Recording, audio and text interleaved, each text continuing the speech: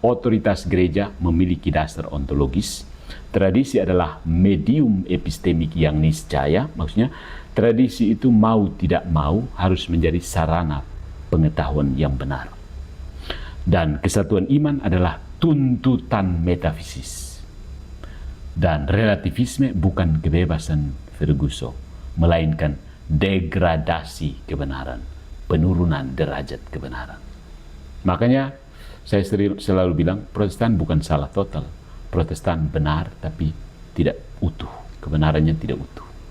Jadi, saudara-saudari, Gereja Katolik bukan sekedar institusi historis, tetapi adalah struktur kebenaran yang koheren secara filosofis. Gereja Katolik itu bukan denom yang mengklaim gereja perdana, tidak penting itu semua. Intinya bahwa Gereja Katolik adalah struktur kebenaran yang koheren secara filosofis. Itu dulu. Dan apa kebenaran tertinggi itu? Ya Tuhan kan. Masa kebenaran tertinggi Gereja Katolik? Kebenaran tertinggi adalah Tuhan. Tapi Gereja Katolik adalah struktur kebenaran yang koheren secara filosofis. Mengarah kemana? Ya Tuhan dong, Ferguson. Nah, mari kita lihat Protestantisme sebagai identitas negatif. Protestan itu kan namanya saja protest, to protest. Dalam banyak konteks, identitas Protestan kontemporer terbentuk secara negatif. Coba perhatikan, bukan Katolik sebenarnya. Kami ini bukan Katolik, kami hanya Bible only. Dalam Thomisme, identitas berbasis negasi bersifat lemah secara ontologis. Identitas itu harus berbasis positif. Coba perhatikan. Di media sosial, polemikus media sosial itu tidak pernah menyatakan bahwa Protestan benar karena bla bla bla. Mereka mengatakan Katolik salah bla bla bla. Sehingga orang mau seolah-olah orang harus menyimpulkan bahwa karena Katolik salah maka Protestan otomatis benar. Belum tentu, Ferguson. Reality doesn't work like that. Ya. Dalam Thomisme, identitas berbasis negasi itu bersifat lemah secara ontologis. Ens atau ada ini didefinisikan oleh aktus positif, ya, bukan oleh ketiadaan. Ya, Protestan tidak ada 7 kitab, tidak punya 7 sakramen, tidak punya otoritas yang mengikat, tidak punya ini itu, tidak punya. Tradisi yang hidup dari penolakan, kehilangan prinsip aktualitasnya. You got this, Ferguson? I don't know. Jadi, saudara-saudariku, analisis Thomistik ini menunjukkan bahwa krisis Protestantisme kontemporer bersifat struktural dan metafisis. Fragmentasi, subjektivisme, dan dislokasi otoritas, penempatan sembarangan otoritas, asalkan kamu punya kamera dan mikrofon, bukan sekedar fenomena sosial, melainkan konsekuensi dari epistemologi dan ontologi yang reduktif. Sebaliknya, my friends, Gereja Katolik mempertahankan kontinuitas kausal, kesinambungan sebab akibat.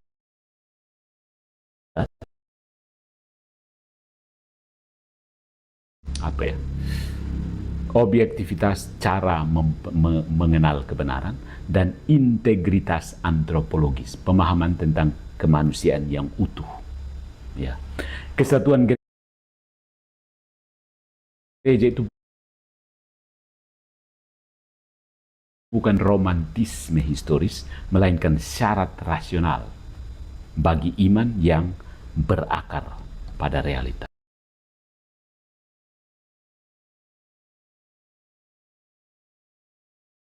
Bapa, Putra, dan Roh Kudus. Itu pribadi, bukan ide. You got it, Ferguson? Jadi, dalam dunia modern yang cair dan relativistik, hanya iman yang berfondasi metafisis yang mampu bertahan. Yang lain-lain itu hanya bising, pergi lewat begitu saja. Dan ingat, jemaat Protestan itu bisa bertahan justru karena ada berkas-berkas kebenaran yang diambil dari Katolik itu, ya kan? Kalau tidak, selesai.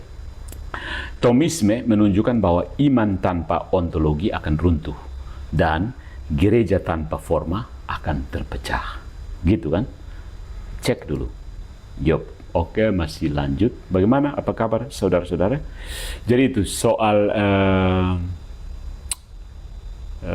krisis otoritas ya. Nah, kita akan mengadres apa saja keberatan Protestan terhadap positioning apologi Katolik ini. Let's go, vamonos. Oke. Berikutnya, ini yang kedua, keberatan-keberatan utama Protestantisme terhadap model Katolik Thomistik. Ya, ini semacam rangkuman dari bagaimana Allegro berjibaku dengan polemikus-polemikus di sosial media. Oke. Analisis epistemologis dan teologis. Kali ini tentang epistemologi itu cara mencapai pengetahuan yang benar, teologis itu pengenalan akan Tuhan, ilmu tentang Tuhan. Oke, you got it? Nah, my friends, dalam dialog Katolik Protestan, kritik Thomistik terhadap sola scriptura dan subjektivisme interpretatif, tafsir masing-masing itu, sering ditanggapi oleh pihak Protestan dengan sejumlah keberatan sisi.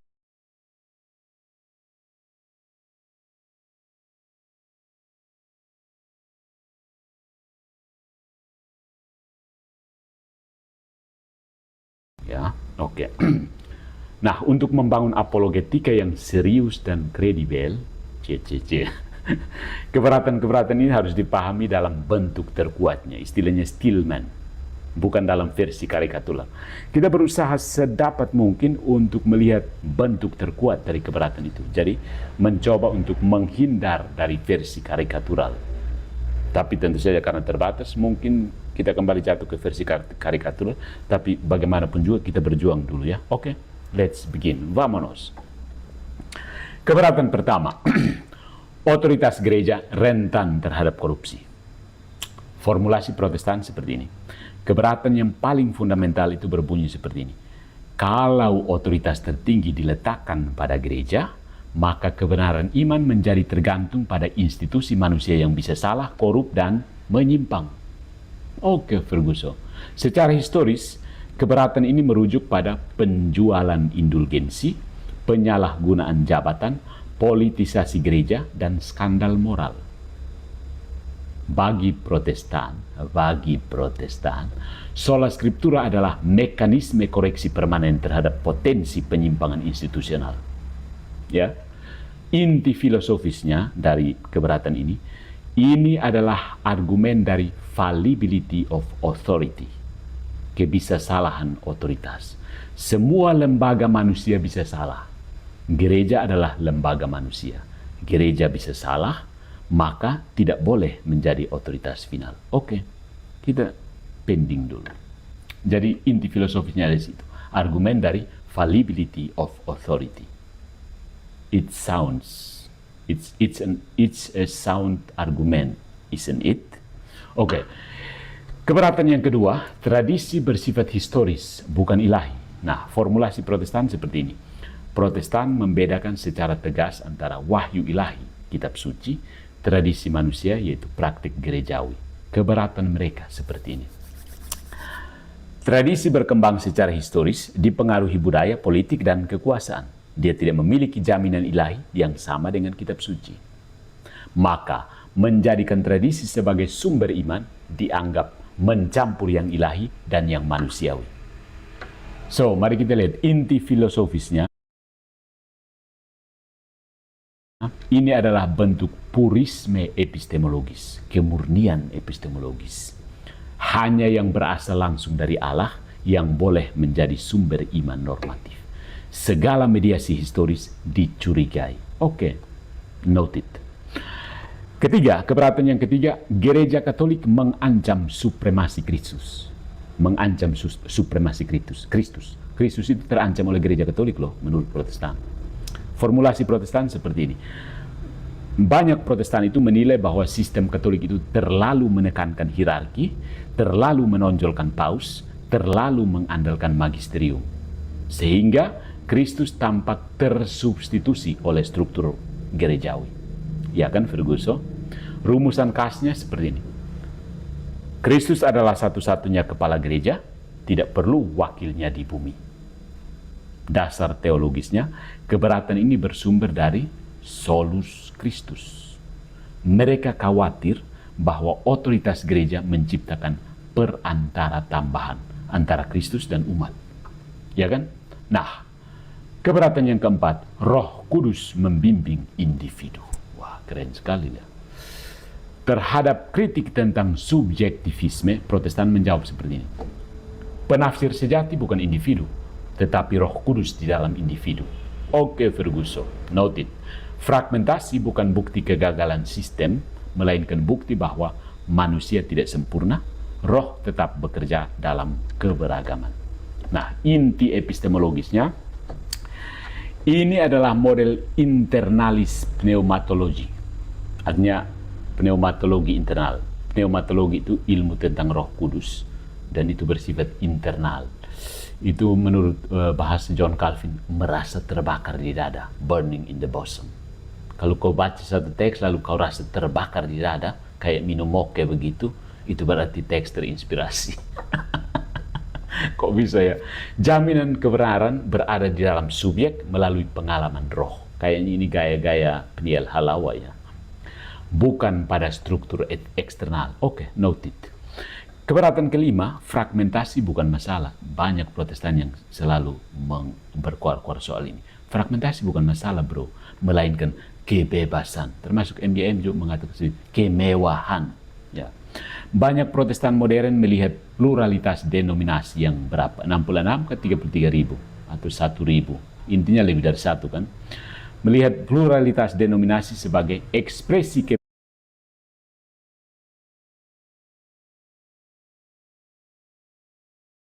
kebebasan rohani, adaptasi kontekstual, dan bukti dinamika iman. Keren. Lebih baik banyak gereja hidup daripada satu gereja yang membeku. Kesatuan dianggap berpotensi menghasilkan stagnasi. Stagnasi itu maksudnya apa ya? Membeku, tidak berkembang. Nah, dasar filosofinya ini. Sebenarnya pandangan ini sejalan dengan liberalisme modern. Kebenaran berkembang melalui kompetisi ide, bukan melalui otoritas tunggal. Jadi paham kan? Kalau mereka selalu nantang Allegro berdebat, ayo maju ke debat, ayo maju ke debat. Meskipun sebenarnya mereka tidak punya argumen, tapi karena mereka tahu bahwa Allegro tidak akan melayani mereka, maka mereka bisa menciptakan ilusi kemenangan perdebatan. Kebenaran berkembang melalui kompetisi ide, bukan melalui otoritas tunggal. Dan ini mereka paham sekali, karena ini liberalisme modern, bukan kekristenan tradisional. Oke, noted ya. Keberatan keenam, banyak sekali keberatan Protestannya. Model Thomistik terlalu filosofis. Nah, ini keren juga.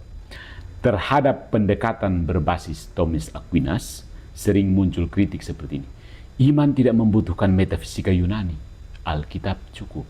Oke, bagi mereka, Thomisme dianggap terlalu abstrak, terlalu rasionalistik, dan terlalu spekulatif. Nah, inti keberatannya adalah bentuk anti-metafisisme religius. Sebenarnya mereka anti-metafisika. Filsafat itu sama dengan gangguan, dan teologi sama dengan kitab suci saja. Ya, makanya mereka selalu mengutip ada satu tulisan Paulus tentang filsafat kosong, lalu mereka pikir filsafat kosong itu yang metafisika realisme. Oke, masih ada lagi keberatan. Banyak kali keberatan kau ya Ferguson. Keberatan ketujuh, Protestan sering mengklaim seperti ini. Gereja mula-mula sederhana Alkitabiah, tidak hierarkis seperti sekarang. Maka Katolik dianggap sebagai penyimpangan historis dari kekristenan awal. Oke, basis historisnya, mereka mengacu pada komunitas rumah, kepemimpinan lokal, dan struktur minimal. Dan menafsirkan ini sebagai anti-hierarki. Oke, Ferguson. Nah, mari kita sintesiskan 7 keberatan ini ya. 7. 7 ini dalam budaya Yahudi itu sempurna sekali keberatan kalian ya, Ferguson. 3 inti keberatan paling fundamental ada di sini. Kalau kita padatkan, semua keberatan Protestan bermuara pada 3 hal. Yang pertama, ketakutan terhadap otoritas. Otoritas sama dengan potensi tirani, dan maka harus dibatasi. Yang kedua, kecurigaan terhadap mediasi. Semakin banyak perantara, semakin jauh dari Allah. Dan yang ketiga, kepercayaan pada subjektivitas yang disakralkan. Hati nurani plus Roh Kudus sudah cukup sebagai fondasi iman. Ya kan? Setuju? Itu prinsip tiga keberatan Protestan. Takut otoritas, curiga terhadap mediasi, dan percaya diri sendiri. Keren kan? Keren kali kau Ferguson ya. Nah, mari kita beri evaluasi singkat dari perspektif Thomistik. Dari sudut pandang Thomisme, keberatan-keberatan ini mengandung satu asumsi bersama. One, bahwa mediasi historis selalu merusak wahyu. Ingat, asumsi besar Protestan adalah mediasi historis, perantaraan dalam sejarah itu selalu merusak wahyu. Dari para rasul, kasih turun ke berikutnya, rusak. Kasih turun berikutnya, rusak. Bayangkan kalau sudah 2000 tahun rusaknya sebagaimana model itu. Maka Protestan selalu mengklaim bahwa mereka kembali ke mula-mula. Mula-mula dari Hong Kong maksudnya. Oke. Padahal bagi Aquinas, gratia non tollit naturam sed perficit. Artinya apa? Dalam bahasa Latin, rahmat tidak menghancurkan kodrat, tetapi menyempurnakannya. Wahyu Allah dipercayakan kepada manusia, bukan dipercayakan kepada teks, saudaraku. Allah justru bekerja melalui institusi, sejarah, bahasa, komunitas, dan otoritas. Bukan di luar semuanya. Maka menolak mediasi berarti menolak logika inkarnasi itu sendiri. Kan dalam beberapa video saya selalu mengatakan, saya menyinggung bahwa Protestan itu sebenarnya anti-inkarnasional, tidak disadari. Saya mencoba menguji klaim pendeta NBM. Bagaimana caranya ketuhanan Yesus menyelamatkan kemanusiaan Yesus? Jawab bidatang, semuanya bidat. Jatuh ke bidat. Jadi saudara, keberatan utama Protestan bukanlah sekedar polemik, tetapi ekspresi dari visi iman yang sangat menekankan kebebasan, sangat mencurigai struktur, sangat mengandalkan subjektivitas rohani. Visi ini tampak membebaskan di awal pada mulanya, tetapi secara filosofis cenderung menuju fragmentasi dan relativisme. Itu konsekuensi logis Ferguson. Apologetika Thomistik tidak membantah keberatan-keberatan ini dengan emosi, tetapi dengan menunjukkan bahwa tanpa ontologi, tanpa kausalitas, tanpa forma eklesiae, iman kehilangan tubuhnya dalam sejarah. Melayang-layang saja, berhalusinasi doang. Agama hanya seperangkat ide. Yesus itu entah di mana kau berada. Begitu. Paling hanya bisa ditemukan waktu baca teks doang. Where is Jesus in your church, my brother? Let me know. Oke. Jadi agama, iman itu tetap hidup sebagai perasaan, tetapi kehilangan bentuk sebagai kebenaran. Oke ya. Cek dulu penonton, masih tidurkah atau sudah bangun? Okay, that's the second point. Now we'll go to the third point. Tadi kan ada keberatan kan? Sekarang keringanannya, bukan. Jawaban sistematik Thomistik atas keberatan utama Protestan, bukan Protestan ya, Protestan. Tentang otoritas, tradisi, dan fragmentasi. Sebelumnya mari kita bahas prinsip metode. Sebelum masuk ke poin-poin ini, ada satu kunci Thomistik yang sering hilang dalam debat. Apa itu? Membedakan level realitas, membedakan tingkat keberadaan. Ada level ontologis, misalnya apa itu gereja, apa itu wahyu, apa itu otoritas. Itu level ontologis. Kemudian ada level epistemologis. Bagaimana kita tahu dan membenarkan klaim iman. Itu level epistemologis. Lalu ada level moral historis. Bagaimana manusia termasuk klerus bisa berdosa dan menyalahgunakan kuasa. Jadi ada 3 level realitasnya, ontologis, epistemologis, moral historis. Banyak keberatan Protestan mencampur level moral, skandal, korupsi untuk membatalkan level ontologis, hakikat gereja. Nah, dalam logika itu namanya kategori mistake. Ya, level tidak memisahkan level, di blender jadi satu, lalu dibubarkan saja. Begitu ya. Jadi mari kita lihat keberatan pertama, keberatan bahwa otoritas gereja rentan korup, jadi tidak boleh final. Jawaban Thomistik seperti ini. Yang pertama, falibilitas manusia tidak sama dengan nihilnya otoritas.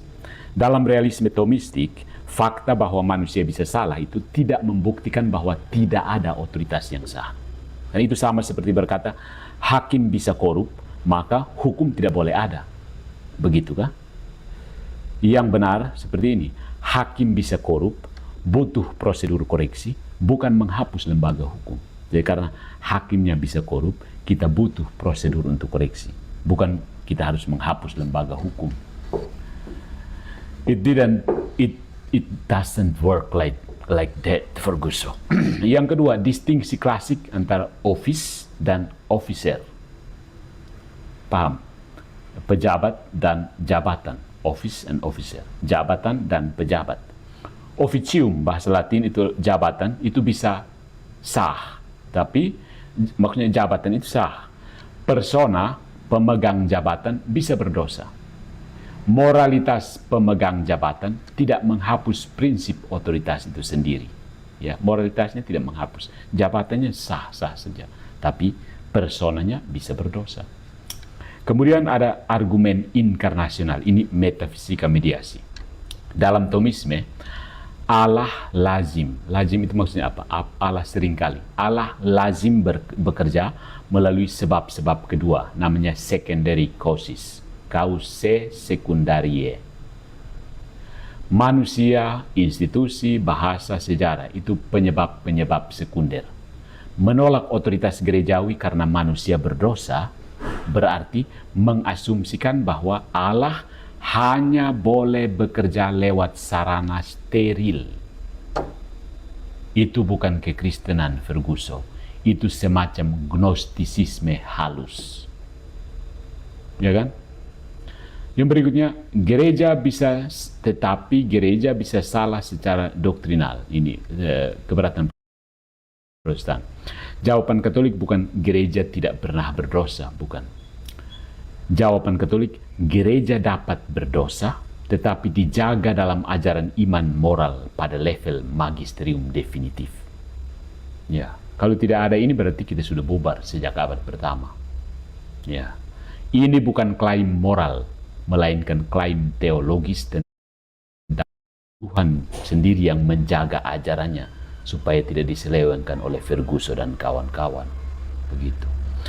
Nah, berikutnya ada keberatan bahwa tradisi itu manusiawi, jadi tidak bisa normatif.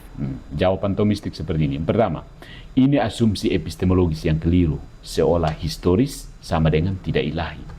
Dua hal yang berbeda, Ferguson. Dalam metafisika Aquinas, rahmat tidak menggantikan sejarah, melainkan bekerja di dalam sejarah. Wahyu turun ke dunia yang berbahasa, berkomunitas, berwaktu, dan semua itu berarti tradisi, bukan turun ke dalam buku. Ya, buku itu bagian dari tradisi. Kemudian tradisi bukan tambahan di atas wahyu. Tradisi adalah modus transmisi wahyu, cara pewarisan wahyu, cara apa ya? Cara pemberian, cara estafet wahyu. Transmisi, cara pemancaran wahyu. Apa istilahnya? Cara penjalaran wahyu. Wahyu yang ditransmisikan secara hidup akan menjadi, yang tidak ditransmisikan secara hidup akan menjadi artefak. Jadi sebenarnya banyak Protestan itu melihat kitab suci sebagai artefak. Dia ambil, baca, lalu dia hubungkan dia pun otak sendiri, lalu dibuat suka-suka di situ. Teks memang penting, Ferguson, tetapi teks selalu butuh komunitas makna. Bahkan keputusan ini kanon Alkitab adalah tindakan tradisional gereja purba. Kemudian distingsi yang penting yang sering diabaikan. Traditio dengan T besar itu pewarisan iman apostolik. Traditiones dengan T kecil itu kebiasaan-kebiasaan disipliner yang bisa berubah. Ya, mereka, para polemikus ini tidak mau pusing membuat distingsi, malas berpikir sih. Protestan sering menyerang tradisi seolah semuanya setara. Katolik, Thomistik justru membedakannya. Ya. Jadi bagaimana? Masih ada keberatan lagi. Magisterium atau paus itu menggeser supremasi Kristus. Oke, jawaban Thomistik seperti ini. Ini salah paham tentang kausalitas dan partisipasi. Kausalitas dan partisipasi. Dalam Thomisme ada principal cause dan instrumental cause. Kausa prinsipal dan kausa instrumental. Kristus itu sebab utama, principal cause, dari keselamatan dan kebenaran. Sementara pelayan gereja itu adalah instrumental cause, sebab instrumental, ikut ambil bagian, bukan menggantikan. Ya, Maria misalnya, ikut ambil bagian, dia bukan menggantikan Kristus. Pisau bedah tidak menggeser dokter, dia cuma instrumen. Demikian juga magisterium, alat Kristus, bukan rival Kristus. Paham Ferguson?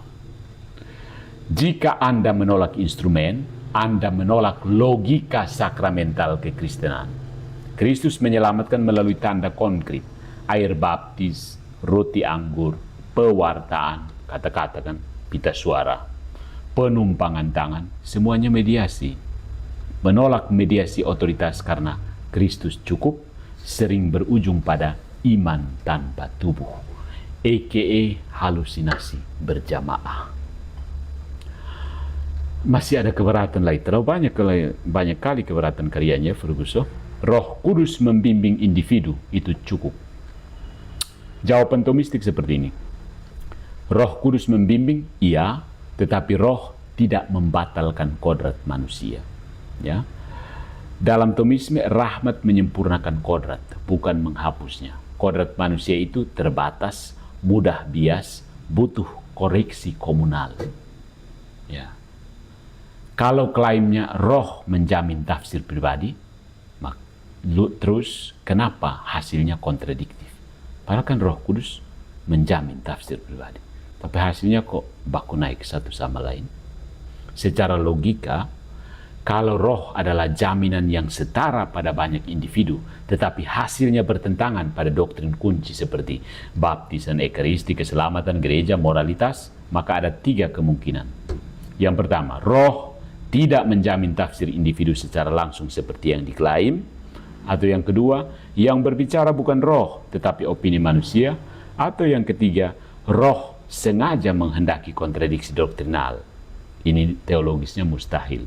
Allah tidak mengajarkan 2 hal yang saling meniadakan sebagai kebenaran yang sama. Ya kan? Tidak mungkin Yesus sekaligus punya adik kandung dan tidak punya adik kandung.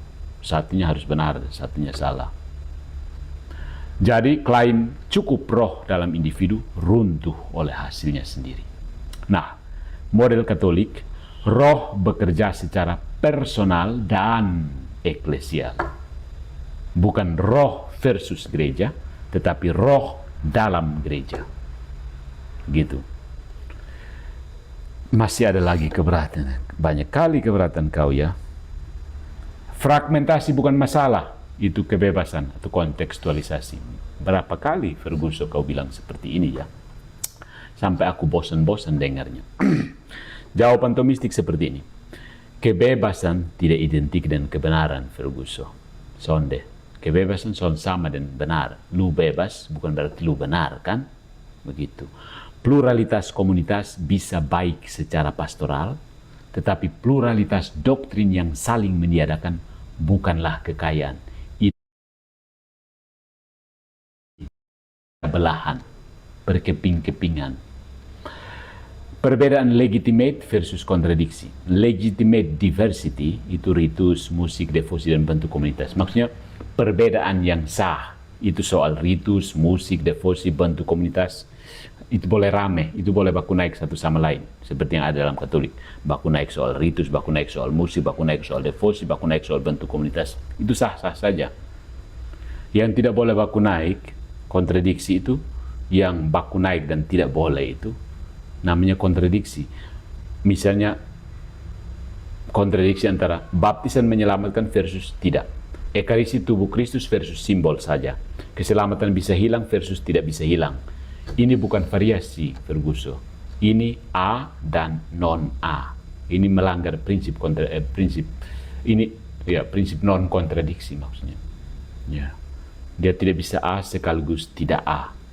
Saling menghilangkan satu sama lain.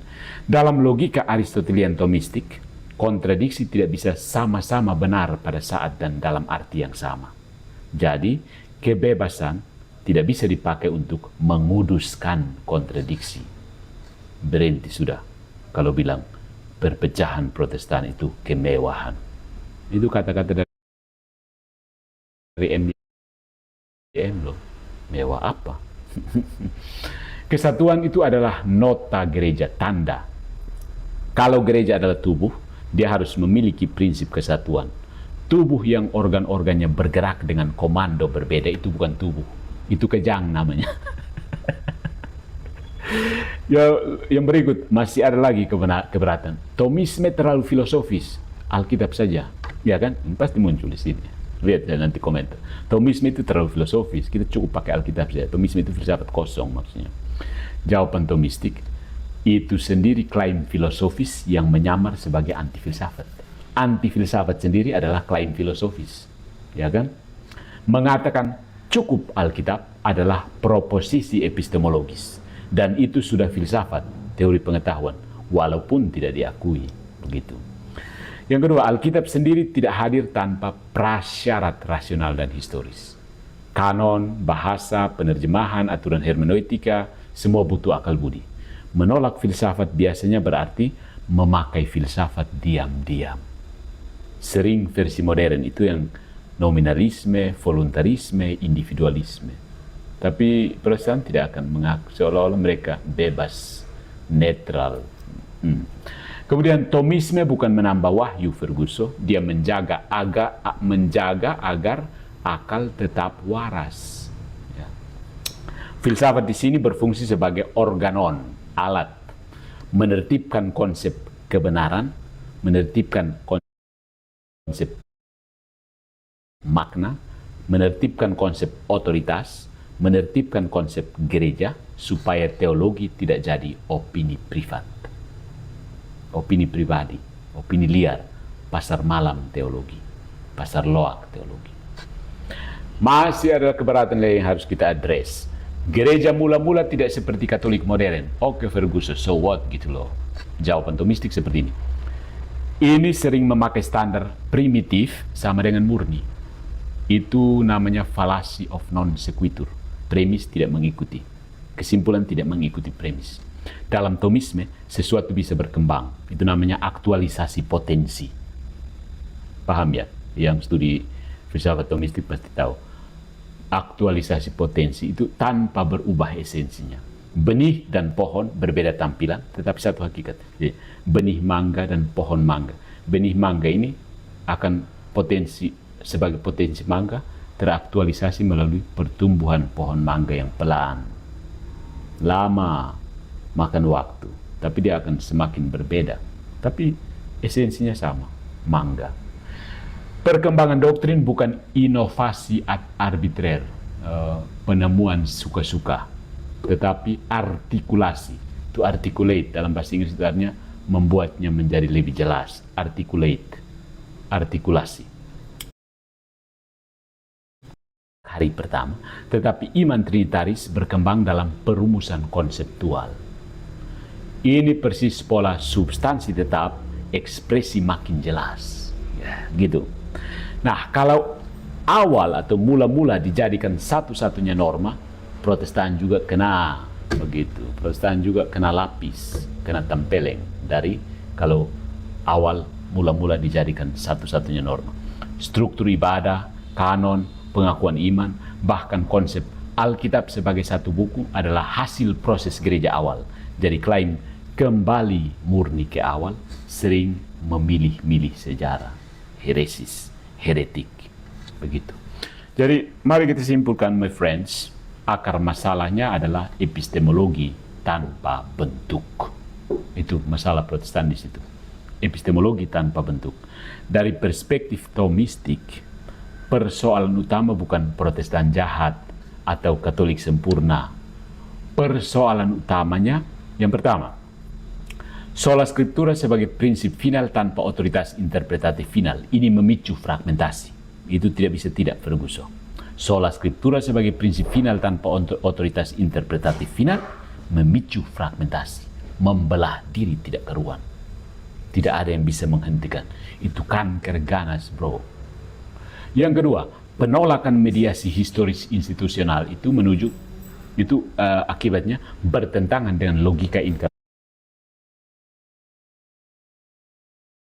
inkarnasi dan sakramentalitas. That's not Christianity, Ferguson. Kemudian subjektivitas rohani itu melemahkan objektivitas kebenaran iman. Gereja tanpa forma atau prinsip kesatuan akan pecah. Orang Kupang bilang, pecah badara. Iman tanpa struktur kebenaran akan larut, malele, orang Kupang bilang, bananak. Dan kekristenan tanpa mediasi akan berubah jadi agama pikiran sendiri, alias lu bikin sendiri, lu pun agama itu.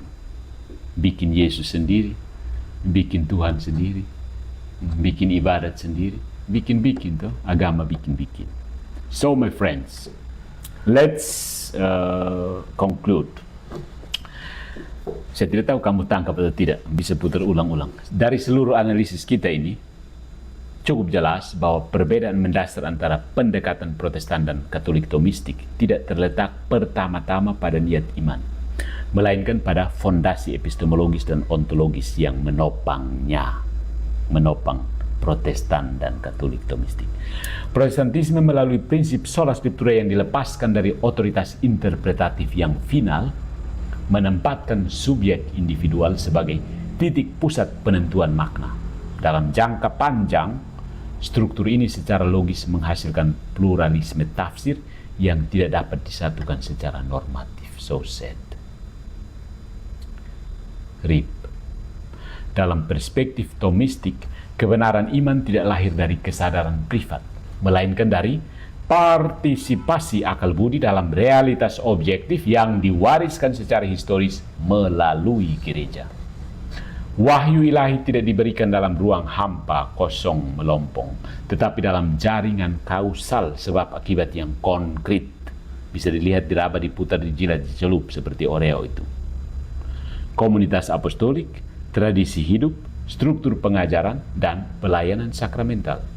Menolak jaringan ini berarti memisahkan wahyu dari medium ontologisnya. Kurang ajar itu, ya. Ada yang begitu, kasih tahu saya.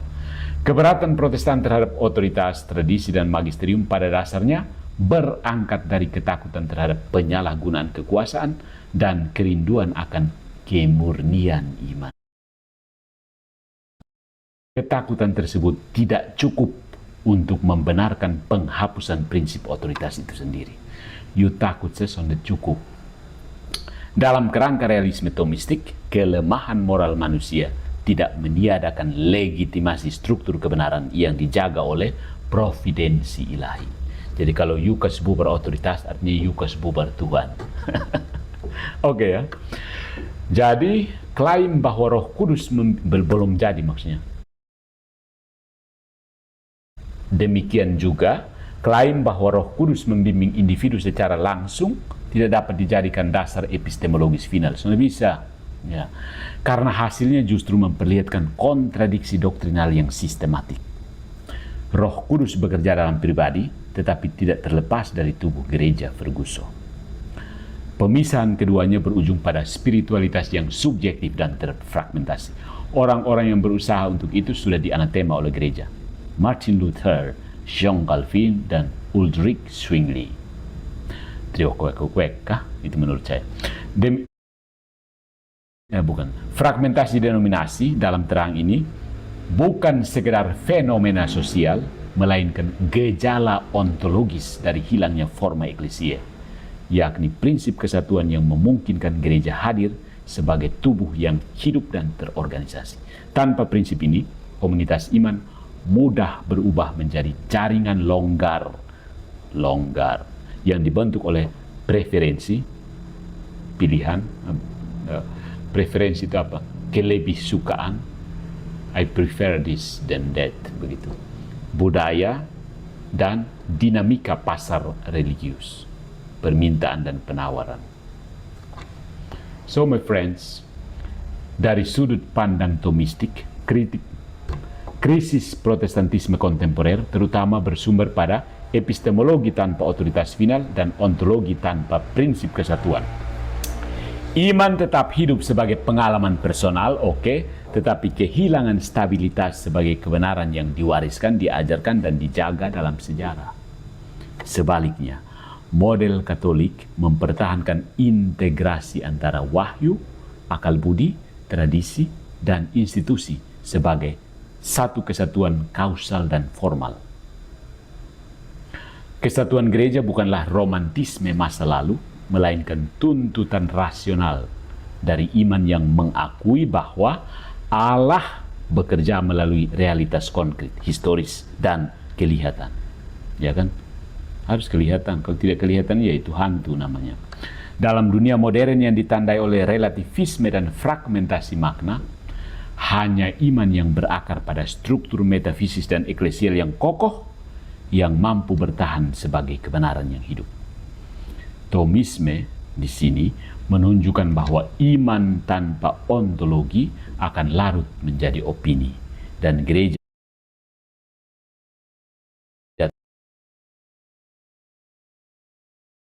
keep calm and stay away from protest. No, Patris Allegro. Okay, my friends,